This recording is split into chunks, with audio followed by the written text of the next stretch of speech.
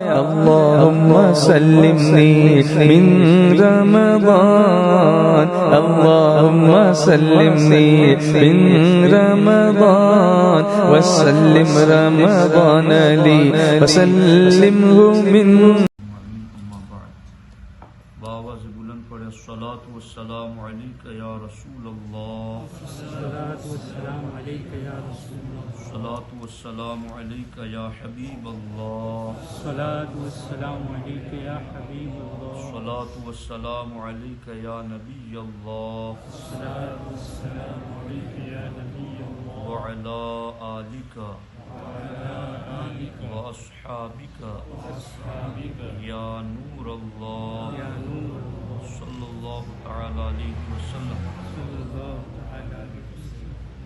دوستان محترم، آج جو تراویح میں قرآن مجید پڑھا گیا، 10واں پارہ مکمل اور 9واں پارہ اخیر سے پڑھا گیا، الحمدللہ بہت اچھے انداز میں بچوں نے پڑھا۔ اللہ تعالیٰ مزید ان کی زبانوں پر سلاست جاری فرمائے۔ آمین۔ سب سے پہلا مضمون آج یہ ہے کہ سچا اور کامیاب مومن کون ہے۔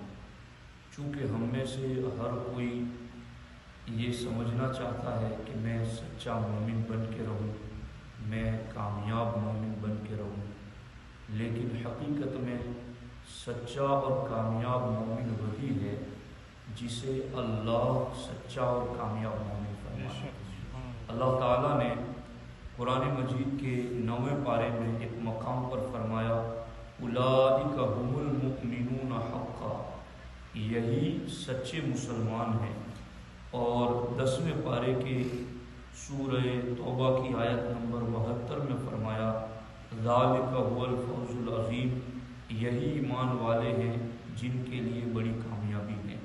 تو اب یہ کون ہے، ان کی علامتیں کیا ہے، ان کی عادتیں اور صفتیں کیا ہے کہ جن صفات نے انہیں سچا مومن اور کامیاب مومن بنایا۔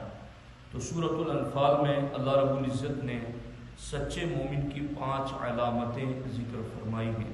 اللہ تعالیٰ ارشاد فرماتا ہے انما المؤمنون الذین، ایمان والے وہی ہیں اذا ذکر اللہ وجلت قلوبہم، کہ جب اللہ کا ذکر کیا جائے تو ان کے دل نرم پڑ جائیں۔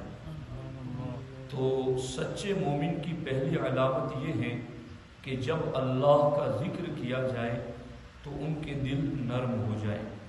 دوسری علامت وَإِذَا تُلِيَتْ عَلَيْهِمْ آيَاتُهُ زَادَتْهُمْ إِيمَانًا، کہ سچا مومن وہ ہے کہ جب اس کے سامنے قرآن کی آیتیں پڑھی جائے تو اس کا ایمان مزید پکا ہو جائے۔ سبحان اللہ۔ وَعَلَىٰ رَبِّهِمْ يَتَوَكَّلُونَ، اور سچے مومن کی تیسری علامت یہ ہے کہ وہ اپنے رب ہی پر بھروسہ کرتا ہے۔ یہ 3 علامتیں اللہ رب العزت نے یہاں پر ذکر فرمائی۔ قرآن کی آیتیں پڑھنے کے بعد جن لوگوں کا ایمان بڑھ جاتا ہے اور ایمان میں مزید پختگی آتی ہے، اس حوالے سے سورہ توبہ میں جو 11ویں پارے میں ہے، اللہ رب العزت نے فرمایا وَإِذَا مَا أُنزِلَتْ سُورَةٌ، کہ جب کوئی سورت اترتی ہے فَمِنْهُمْ مَنْ يَقُولُ أَيُّكُمْ زَادَتْهُ هَٰذِهِ إِيمَانًا، تو چونکہ منافقین بھی اسلامی لباس میں تھے تو وہ یہ کہنے لگتے کہ اس سورت نے اتر کر کیا کیا، اس سے کیا ایمان بڑھا، اس سے کیا ایمان میں برکت ہوئی، اس طرح کی بات کرتے تھے ایمان والوں کو کنفیوز کرنے کے لیے۔ تو اللہ تعالیٰ نے فرمایا تم چونکہ منافق ہو اس لیے آیات اور سورتیں اترنے سے تمہارے پاس ایمان ہوتا تو نہ بڑھتا، تمہارے پاس تو ایمان ہے ہی نہیں۔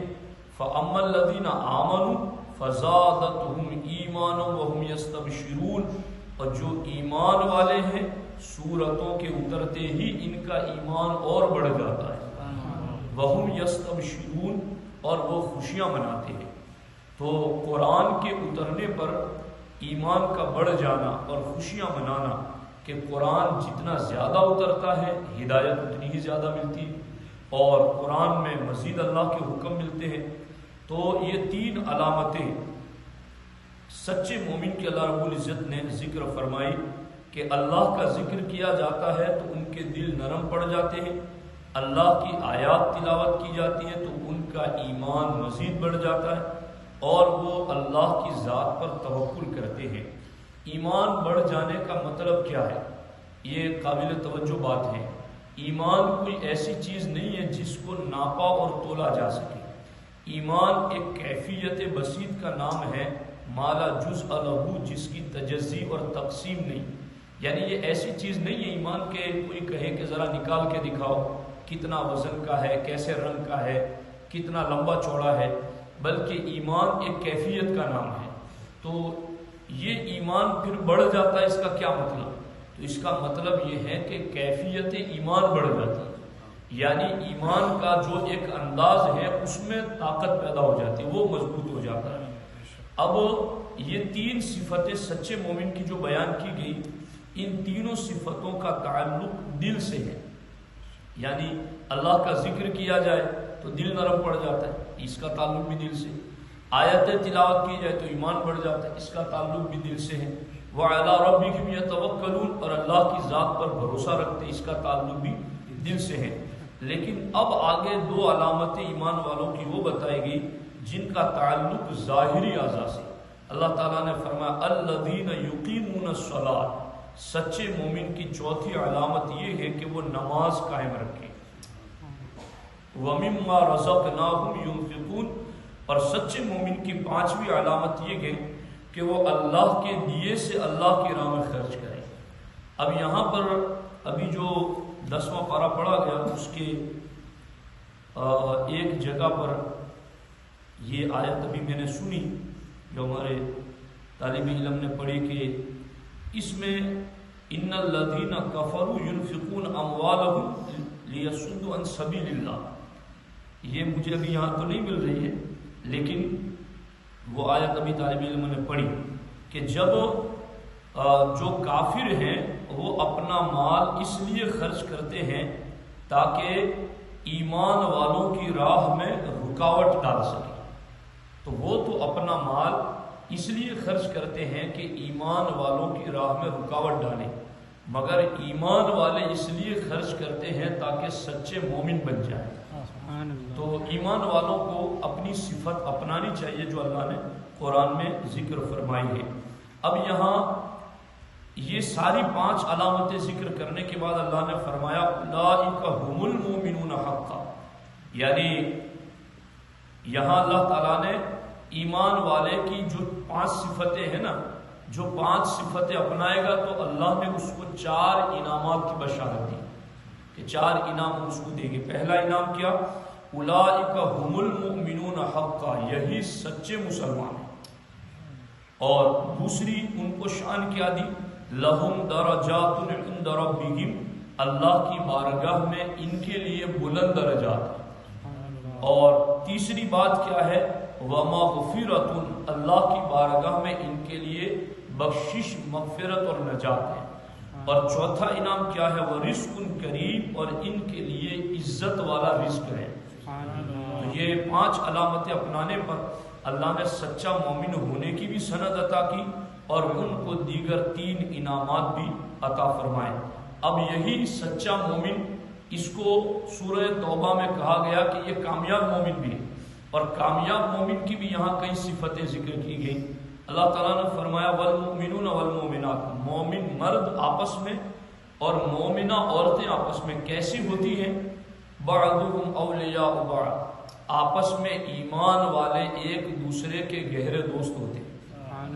یہ کیبل کے ذریعے عورتیں بھی سن رہی ہیں، میں ان سے بھی مخاطب ہوں کہ وہ بھی سنیں کہ ایمان والے مرد اور ایمان والی عورتوں کی علامت کیا ہے، کہ وہ ایمان والے ہیں تو کیسے پہچانے جائیں گے۔ اللہ تعالیٰ نے فرمایا بعضهم اولیاء بعض، ایمان والے مرد آپس میں اور ایمان والی عورتیں آپس میں، بعضهم اولیاء بعض، ان کی پہلی علامت یہ ہے کہ یہ آپس میں ایک دوسرے کے گہرے دوست ہیں۔ تو اب جن کے آپس میں ناراضگیاں ہیں وہ دور کر لیں اس پاک مبارک مہینے میں، اور آپس میں ایمان والے ہیں تو وہ ایک دوسرے سے دوستی کر لیں۔ اور ایمان والے مرد اور ایمان والی عورتوں کی دوسری علامت یأمرون بالمعروف کہ وہ بھلائی کا حکم دیتے ہیں، اور ایک علامت ہے وینہون عن المنکر کہ وہ برائی سے روکتے ہیں، اور ایک علامت یہ ویقیمون الصلاۃ وہ نماز قائم کرتے ہیں، ویؤتون الزکاۃ وہ زکوٰۃ دیتے ہیں، ویطیعون اللہ ورسولہ اور وہ اللہ رسول کی اطاعت کرتے ہیں، اللہ رسول کا حکم مانتے ہیں۔ جب یہ علامتیں ان میں آ جاتی ہیں تو پھر آگے انعام کیا ملتا ہے؟ اولئک سیرحمہم اللہ، ایسے ایمان والے مرد اور ایسی ایمان والی عورتوں پر اللہ رحمت نازل فرماتا ہے۔ وعد اللہ المؤمنین والمؤمنات، اور ایسے مومنین اور ایسی مومنات سے اللہ نے اس جنت کا وعدہ کر لیا ہے جس میں نہریں جاری ہیں، خالدین فیہا اور اس میں وہ ہمیشہ رہیں گے، ومساکن طیبۃ فی جنات عدن، اور ایسے ایمان والے مردوں اور عورتوں سے اللہ نے جنت العدن میں پاکیزہ محل کا وعدہ کر لیا ہے، ورضوان من اللہ اکبر، اور ایسے ایمان والوں کو سب سے بڑی خوشی یہ ہوگی کہ اللہ ان سے راضی ہو جائے گا، وذالک هو الفوز العظیم، اور یہ بڑی کامیابی۔ تو بڑا کامیاب مومن بھی وہ ہے جس کی یہ صفت بیان کی گئی، اور سچا مومن وہ ہے جس کی یہ صفت بیان کی گئی۔ تو اہل ایمان کو اس چیز کی طرف متوجہ ہونے کی ضرورت ہے۔ اب یہاں پر دوسرا جو موضوع تھا اس حوالے سے میں یہ بات عرض کرنا چاہتا ہوں کہ یہ سورہ یونس سے پہلے یہ لقد جاءکم رسول من انفسکم عزیز علیہ ما عنتم حریص علیکم بالمؤمنین رؤوف الرحیم، یہ آیت مبارکہ کل آئے گی۔ تو اس حوالے سے بھی ایک بات میں عرض کر دیتا ہوں۔ حضرت سیدنا ابو بکر بن محمد علیہ الرحمہ فرماتے ہیں کہ میں حضرت ابو بکر بن مجاہد کے پاس بیٹھا ہوا تھا، اور حضرت ابو بکر شبلی رضی اللہ تعالیٰ عنہ تشریف لائے۔ دیکھو تینوں کا نام ابو بکر، ابو بکر بن محمد، ابو بکر بن مجاہد کے پاس بیٹھے تھے، اور ان کے پاس ابو بکر شبلی تشریف لائے۔ تو حضرت ابو بکر بن مجاہد علیہ الرحمہ کھڑے ہوئے اور ابو بکر شبلی سے معانقہ کیا اور ان کی آنکھوں کے درمیان بوسہ دیا۔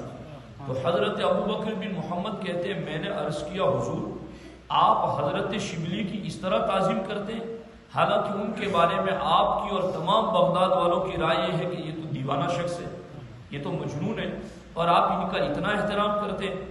تو حضرت ابو بکر بن مجاہد نے فرمایا کہ میں نے ان کے ساتھ اس طرح اس لیے کیا ہے کہ میں نے اللہ کے رسول علیہ السلام کو خواب میں اسی طرح کرتے ہوئے دیکھا ہے کہ سرکار دو عالم صلی اللہ تعالی علیہ وسلم تشریف فرما تھے، اور ابو بکر شبلی آئے تو سرکار ان کے اوپر شفقت کرتے ہوئے کھڑے ہو گئے، اور سرکار نے ان کی آنکھوں میں بوسہ دیا۔ تو اے ابو بکر بن محمد تم مجھ سے پوچھ رہے ہو کہ میں نے ابو بکر شبلی کے ساتھ ایسا کیوں کیا؟ تو جب سرکار نے ابو بکر شبلی کو بوسہ دیا تھا تو میں نے بھی یہی سوال سرکار سے کیا تھا کہ یا رسول اللہ صلی اللہ علیہ وسلم آپ شبلی کی اس طرح عزت کر رہے ہیں؟ تو سرکار نے فرمایا میں اس پر اتنی شفقت کیوں نہ کروں، یہ ہر نماز کے بعد پڑھتا ہے لقد جاءکم رسول من انفسکم۔ یہ دونوں آیتیں ہر نماز کے بعد ابو بکر شبلی پڑھتے ہیں اور اس کے بعد مجھ پر درود پڑھتے ہیں، میں نے اسی لیے ان پر اتنی نوازش کی ہے۔ اور دوسری روایت میں یہ بھی لفظ ہے کہ ابو بکر شبلی ہر فرض کے بعد یہ دو آیتیں پڑھتے لقد جاءکم اور اس کے بعد والی آیت، اور اس کے بعد مجھ پر اس طرح 3 بار درود پڑھتا ہے صلی اللہ علیہ یا محمد صلی اللہ علیہ وسلم۔ اس طرح وہ 3 مرتبہ مجھ پر ان 2 آیتوں کے ساتھ درود پڑھتے ہیں، اس لیے میں نے ان کے اوپر خصوصی طور پر یہ شفقت کی ہے۔ تو دوستان محترم ہونا یہ چاہیے کہ ہمیں جو کچھ بھی ملا ہے، اللہ کا عرفان، جنت کی پہچان، عذاب والے کاموں سے بچنا، نیکی والے کام کرنے کی توفیق، یہ جو کچھ بھی ملا ہے ہمیں اپنے نبی کے در ہی سے تو ملا ہے۔ تو ہونا یہ چاہیے کہ ہو سکے تو روزانہ عشاء کی نماز کے بعد 2 رکعت ہمیں اپنے نبی کی بارگاہ میں تحفتاً پیش کرنے کے لیے ادا کرنی چاہیے، یعنی اللہ کی بارگاہ میں 2 رکعت نماز پڑھے اور اس کا ثواب اپنے آقا علیہ السلام کی روح کو ایصال کرے، اور پھر اس کے بعد یہ دونوں آیتیں پڑھیں اور اس طریقے سے 3 مرتبہ درود پاک پڑھیں، انشاءاللہ یہ تو ہمارے آقا کی وہ کرم نوازی ہے، برستا نہیں دیکھ کر ابر رحمت، بدوں پر بھی برسا دے برسانے والے، کہ ہم برے بھی اگر آقا کی بارگاہ میں یوں تحفہ روزانہ پیش کریں گے تو کبھی تو حضور نظر کرم فرما دیں گے، تو اس لیے ان پر خصوصیت کے ساتھ توجہ دی جائے۔ اس کے علاوہ ایک تفصیل طلب موضوع ہے، اس کو میں کیا بیان کروں، وہ آدھا پارے پر مشتمل ہے، پورا جنگ بدر کا ایک بڑا نقشہ آج بیان کیا گیا اور اس کی پوری تفصیلات موجود ہیں۔ میں صرف آپ کو بتا دیتا ہوں کہ یہ کہاں سے کہاں تک جو پڑھا گیا وہ جنگ بدر کا معاملہ تھا۔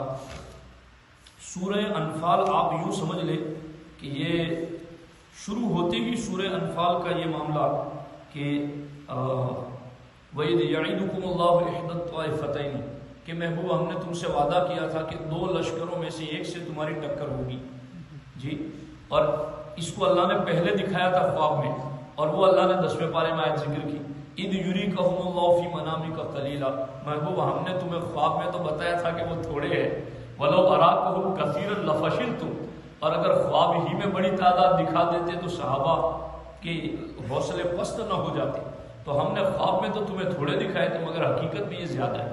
تو حقیقت میں 2 قافلے تھے جن 2 میں سے ایک سے ٹکر کا وعدہ ہوا تھا۔ ایک قافلہ تو وہ جو ابو سفیان کا تجارت کے لیے مال لے کر آتا تھا، وہ تعداد میں تھوڑے تھے، اور ایک وہ جو ابو جہل کی قیادت میں نکلا تھا جو 1000 کی تعداد پر تھے، تو ان دونوں میں سے ایک سے ٹکر کا وعدہ ہوا تھا۔ پھر یہ پورا اس کے اندر ذکر ہے، اور یہاں تک کہ فَلَمْ تَقْتُلُوهُمْ وَلَٰكِنَّ اللَّهَ قَتَلَهُمْ، فرشتے اتارے اللہ تعالیٰ نے، اِنِّي مُمِدُّكُمْ بِأَلْفٍ مِّنَ الْمَلَائِكَةِ مُرْدِفِينَ، اللہ تعالیٰ نے مدد کے لیے فرشتے نازل فرمائے۔ پھر اس کا ذکر کہ وہ کتنے ہیں وہ سورہ آل عمران میں اللہ نے ذکر فرمایا، بِثَلَاثَةِ آلَافٍ مِّنَ الْمَلَائِكَةِ 3000 اترے، بِخَمْسَةِ آلَافٍ پھر 5000 اترے، اس کا پورا ذکر وہاں پر موجود ہے۔ یہاں تک کہ یہ ذکر مسلسل جو چلا ہے نا، وہ اللہ اکبر، یہ ایسا سمجھو کہ یہ 10ویں پارے کے اندر جو دوسرا رکن مکمل ہوتا ہے وہاں تک مسلسل اللہ رب العزت نے اس جنگ بدر کا ذکر فرمایا ہے۔ اور جنگ بدر 17 رمضان ہجری سن 2 میں واقع ہوئی۔ اللہ تبارک و تعالیٰ نے بدر والوں کو بہت بلند مرتبہ عطا فرمایا۔ سرکار نے فرمایا بدر والوں تم بدر میں آ گئے، اب جو چاہے کرو اللہ نے تمہیں معاف کر دیا۔ اور یہ ان کو جو چاہو کرو کہہ دیا نا، تو یہ ایسا ہی ہے جیسے پرندے کے پر نکال دیے گئے، پھر کا جتنا چاہے اتنا اڑ لے جی، تو اب کہاں اڑنے والے، اس کے پر ہی تو نکال دیے گئے۔ تو بدر میں لا کر کے صحابہ کو اتنا نوازا اللہ نے کہ اب ان کی رضا خود مرضی مولا میں فنا ہو گئی، تو اب یہ کہیں جانے والے ہی نہیں، تو ان کو سرکار نے کہہ دیا تم جو چاہو کرو اللہ نے تمہیں بخش دیا۔ اور بعد میں کئی مرتبہ ایسا کچھ ہوتا تھا چھوٹا موٹا معاملہ، اور کوئی صحابی بدر والوں پر ناراض ہوتا، سرکار فوراً ٹوک دیتے خاموش ہو جاؤ، تمہیں پتہ نہیں یہ بدر میں شریک ہوا تھا۔ تو بدر والوں کی بڑی شان ہے۔ اور میں آپ کو بتاؤں کوفہ شہر جو آباد ہوا ہے نا، کوفہ شہر کی آبادی میں سب سے پہلے جن صحابہ نے وہاں جا کر گھر بنائے اور رہے، ان صحابہ میں 1500 صحابہ تقریباً کوفہ میں گئے، جن میں سے 70 یعنی 70 صحابہ بدر والے تھے۔ تو اہل سنت و جماعت میں یہ بھی ایک کنفیوژن ہے کہ کوفہ کا نام جب بھی آتا ہے نا تو ذہن میں یہ تصور آتا ہے کہ کوفی یہ اہل بیت پر ظلم کرنے والے، یہ معاذ اللہ ایسے ویسے وغیرہ۔ تو یقیناً کوفہ میں ایسے ظالم لوگ تھے، ان کی کمی نہیں تھی، اور وہ رافضی تھے جنہوں نے محبت کا جھانسا دے کر کے اہل بیت کو بلایا اور معاذ اللہ ان پر ظلم کیا۔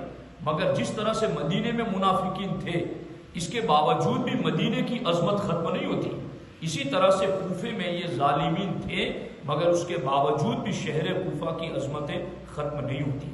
یہی کوفہ شہر ہے کہ ابو بکر و عمر عثمان 3 نے تو اپنا دارالسلطنت مدینے کو بنایا، مگر مولا پاک نے اپنا دارالسلطنت شہر کوفہ کو بنایا، اور مولا علی نے اس شہر کوفہ کا لقب رکھا تھا کنز الایمان۔ اور حضرت سیدنا سلمان فارسی جو کہ سلمان منا اہل البیت، تو سلمان فارسی نے اس شہر کا نام قبۃ الاسلام رکھا تھا، حضرت عمر نے اس کا نام رمح اللہ اور اس کے راس العرب، جمجمۃ العرب، اس طرح کے بے شمار القاب رکھے تھے۔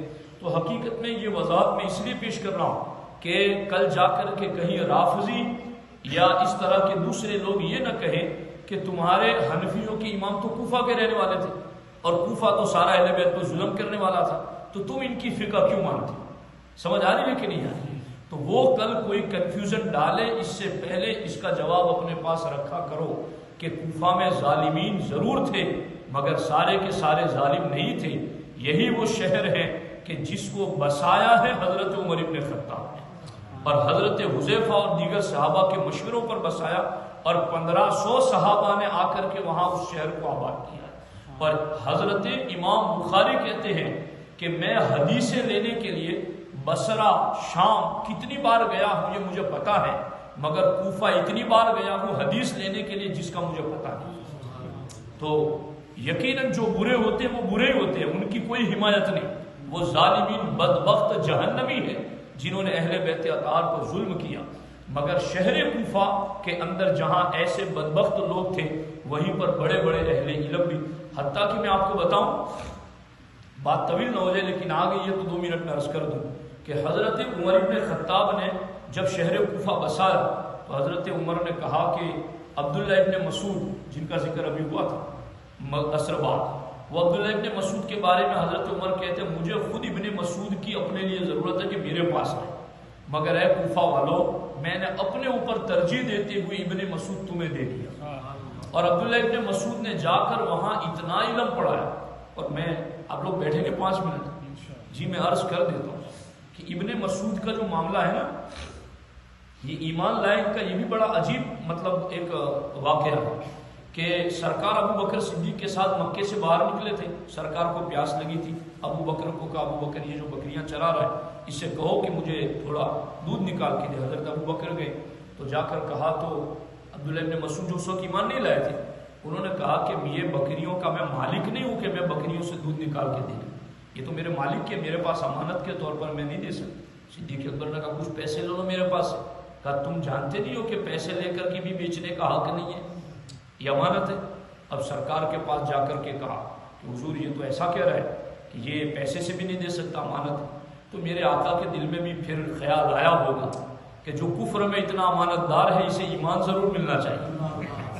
تو پھر سرکار نے کہا کہ جاؤ جا کر کے ابن مسعود سے پوچھو کہ اگر تمہارے ریوڑ میں کوئی پاٹ ہو جس سے بھی بچہ پیدا نہ ہوا، تو چونکہ بچہ پیدا نہیں ہوتا تو دودھ نہیں آتا، تو تمہارے پاس اگر کوئی پاٹ ہو تو وہ ہمیں دے دو، ہم اسی سے دودھ نکال لیں گے۔ تو جا کر ابو بکر صدیق نے کہا تو انہوں نے کہا کہ ٹھیک ہے، اب اس میں چونکہ دودھ ہے ہی نہیں تو نہ میں اس کا ذمہ دار نہ میرا مالک اس کا مالک، تم نکال کے دکھاؤ میں دیکھتا ہوں کیسے نکال۔ اب سرکار کی بارگاہ میں پاٹ لائی گئی، سرکار نے اس کی پشت پر اپنا دست کرم رکھ دیا۔ دست کرم کیا رکھا؟ ایسا لگتا ہے کہ اس کے تھنوں کا رشتہ حوض کوثر سے جڑ گیا۔ اس نے اپنی ٹانگوں کو پھیلایا، تھن اس کے بھر گئے، سرکار نے دودھ نکالا، پورا برتن بھر گیا، ابن مسعود کو پلایا یہاں تک کہ وہ بھی سیراب ہو گئے، ابو بکر کو پلایا وہ بھی سیراب ہو گئے، سرکار نے خود بھی پیا، اور اس کے بعد برتن بھر کر کے ان کو واپس دے دیا، لو یہ تمہاری بکری تھی، تمہارا دودھ تھا۔ اب سرکار جانے لگے نا تو کبھی تو کچھ انداز یوں ہوتے کہ کسی کے لیے دعائیں کرتے سرکار یا اللہ اس کو ایمان دے دے، اس کو ایمان دے دے۔ اب ان کے دل میں چراغ جلا دیا اور سرکار کہہ نہیں رہے کہ تو کلمہ پڑھ، سرکار مڑ کے جانے لگے تو ابن مسعود نے ابو بکر سے کہا کہ اے ابو بکر یہ دودھ نکالنے کا انداز میں نے آج تک نہیں دیکھا، یہ طریقہ ذرا اپنے نبی سے کہو کہ مجھے بھی یہ طریقہ سکھا دیں کہ باٹ سے دودھ نکالا کیسے جاتا ہے۔ تو سرکار دو عالم صلی اللہ علیہ وسلم سے کہا گیا تو سرکار نے فرمایا ابن مسعود تو صرف باٹ سے دودھ نکالنے کا طریقہ سیکھنا چاہتا ہے، کیا میں تجھے قیامت تک کے لیے اپنی امت کا استاذ نہ بنا دوں؟ انت غلام معلم، کا یہ کیسے ہو سکتا ہے؟ کہ میرا کلمہ پڑھ لے میں تجھے اپنی امت کا استاذ بنا دیتا ہوں۔ اور سرکار نے پھر فرمایا میری امت ابن مسعود میرے دنیا سے جانے کے بعد بھی میری امت کے لیے جو پسند کرے گا میں ایڈوانس اسے پسند کرتا ہوں، اور جو وہ ناپسند کرے میں اسے ناپسند کرتا ہوں۔ اس ابن مسعود کو حضرت عمر نے کوفہ بھیجا، اور ابن مسعود نے اتنا پڑھایا پھر وہاں پر کہ جب مولا علی خلیفہ بن کر کے کوفہ گئے نا تو ابن مسعود 4000 شاگردوں کو لے کر مولا علی کے استقبال میں شہر کوفہ سے باہر آئے۔ مولا علی نے جب یہ دیکھا نا علمی ماحول تو مولا علی نے کہا ابن مسعود تیری عظمتوں کے کیا کہنے، تو نے کوفہ کے گھر گھر کو دارالعلوم بنا دیا۔ تو یہ ہے وہ علم جو ابن مسعود نے وہاں پہنچایا، پھر ہمارے امام اعظم کے ذریعے آج ہم تک پہنچایا۔ تو شہر کوفہ کا علمی ایک معیار ہے اور ایک علمی ماحول ہے، تو یہ چیزیں بھی یاد رہنی چاہیے تاکہ کہیں کوئی ہمیں آگے جاتے ہوئے مس گائیڈ نہ کر سکے۔ چونکہ علماء کا فرض ہے کہ وہ حالات پر نظر رکھے کہ کہاں سے کوئی سنی کو تیر مار رہا ہے اور کہاں سے کوئی مارنا چاہتا ہے اور کہاں کون سی کھڑکی ہے جہاں سے کوئی گھسنا چاہتا ہے یا گھس سکے گا، تو علماء پہلے سے اس کا جواب تیار بھی رکھیں اور اپنی قوم کو بھی بتائیں۔ تو یہ بڑی کرم نوازیاں ہیں ان سرکاروں کی، اللہ تعالیٰ ان کے فیوز و برکات سے ہمارا مال کریں۔ بسم اللہ الرحمن الرحیم، اللہم صلی علی سیدنا و مولانا محمد و آلہ و صحبہ وبارک وسلم۔ یا اللہ درس تراویح کی اس محفل کو اپنی بارگاہ میں قبول فرما۔ یا اللہ ہمارا نماز عشاء پڑھنا، تراویح پڑھنا، درس بیان کرنا، سب کچھ اپنی بارگاہ میں قبول فرما۔ یا اللہ جتنے بھی لوگ بیٹھے ہیں سب کے ایمان میں، عمل میں، اخلاص میں، استقامت میں خوب برکتیں آمین۔ یا اللہ یا رحمان یا رحیم ہمارے طلباء کو علم نافع عطا فرما، عمل صالح کی توفیق عطا فرما، انہیں عالم بافیض بنا۔ یا اللہ یا رحمان یا رحیم انہیں اور ہمیں قرآن و سنت کے اسرار و رموز پر واقفیت عطا فرما۔ یا اللہ ہمارے سینوں کو تیری رحمت کے لیے کشادہ فرما۔ یا اللہ ہماری اس بستی میں بسنے والے اہل ایمان کی جان، مال، عزت، آبرو، ایمان و عمل کی حفاظت فرما۔ یا ربی بالمصطفیٰ بلغ مقاصدنا واغفر لنا ما مضى یا واسع الکرم، لی خمسۃ اطفی بها حر الوباء الحاطمہ، المصطفى والمرتضى وبناهما والفاطمة۔ إن الله وملائكته يصلون على النبي يا أيها الذين آمنوا صلوا عليه وسلموا تسليما۔ اللهم صل على سيدنا محمد وعلى آله وصحبه وسلم، وأفوض أمري إلى الله إن الله بصير بالعباد، وصلى الله تعالى على خير خلقه وعلى آله وصحبه أجمعين برحمتك يا الله۔